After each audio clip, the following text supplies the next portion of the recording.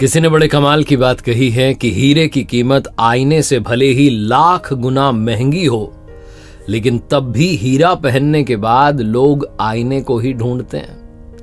नमस्ते, मैं हूं आरजे कार्तिक। एक बड़ी छोटी सी कहानी है पुराने जमाने की।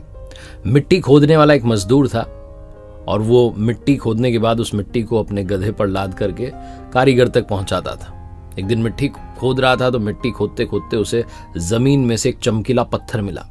बड़ा अट्रैक्टिव था, उसे बड़ा पसंद आया। उसने उसको बिना देरी के अपने गधे के गले में बांध दिया और फिर से मिट्टी लाद करके जाने लगा।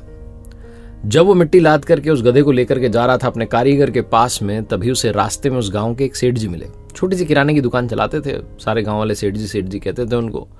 सेठ जी ने कहा, मेरे भाई इसको कहाँ लेकर के जा रहे हो गधे को? बोले बस वही अपने काम पर जा रहा हूँ। बोले नहीं, गधे के गले में जो है इसको कहाँ लेकर के जा रहे हो? बोले बस ये तो अब आज से मेरी हो गई, मुझे मिली है जमीन में। सेठ जी ने कहा, ये चमकीला पत्थर मुझे पसंद आ रहा है, मुझे दे दो। कितने में दोगे? तो गरीब आदमी था, उसने कहा 1 किलो गुड़ दे दो आप, मैं आपको दे दूंगा। सेठ जी ने 50 रुपए का 1 किलो गुड़ जो था उसको दे दिया, उससे वो चमकीला पत्थर ले लिया।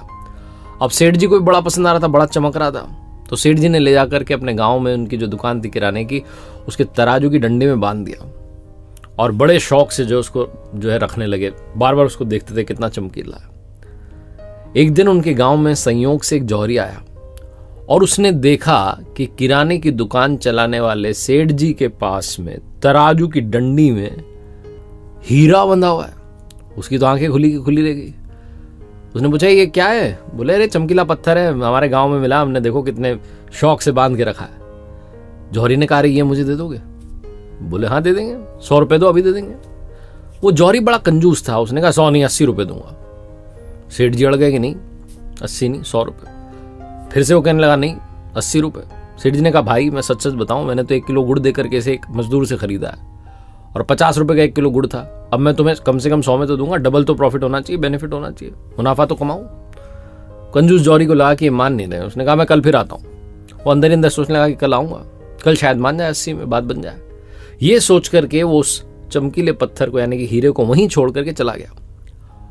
और किस्मत ऐसी घूमी कि उसी शाम में एक दूसरा जौहरी अपनी कार में बैठ करके जा रहा था उस गांव के रास्ते से दूसरे शहर में, और उसकी कार उसी गांव में आकर के खराब हो गई। उसकी कार खराब हुई तो वो इंतजार करने लगा कि ड्राइवर उसे ठीक कर दे। तो अब क्या करे, तो गांव घूमने लगा तो वहां देखा कि किराने की दुकान है, सेठ जी बैठे, सोचा कुछ खाने पीने का आइटम ले लेते हैं। दुकान के पास गया तो जाकर के देखता है कि वही तराजू की डंडी में एक चमकीला पत्थर जो है वो टंगा हुआ है, यानी कि हीरा बंधा हुआ है। और उससे रहा नहीं गया, उसने भी पूछा, भाई ये कितने का दिया? सारे काम छोड़ो, ये बताओ।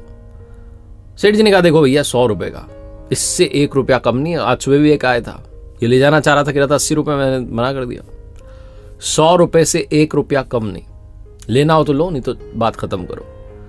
दूसरा जो जौहरी आया हुआ था बड़ा समझदार था, फटाफट उसने 100 रुपए का नोट दिया, वो चमकीला पत्थर यानी कि हीरा रख लिया और जैसे ही कार ठीक हुई रवाना हो गया कि कहीं वापस ना ले ले सेठ जी। अगले दिन वो कंजूस जौहरी आया और कंजूस जौहरी आकर के देखता है कि तराजू की डंडी में से वो गायब है। पूछने का, कहां गया वो पत्थर?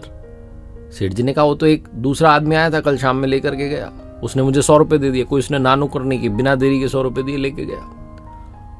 वो जो कंजूस जौहरी था उसे बहुत गुस्सा है कि क्या हुआ, हाथ से आया मौका निकल गया।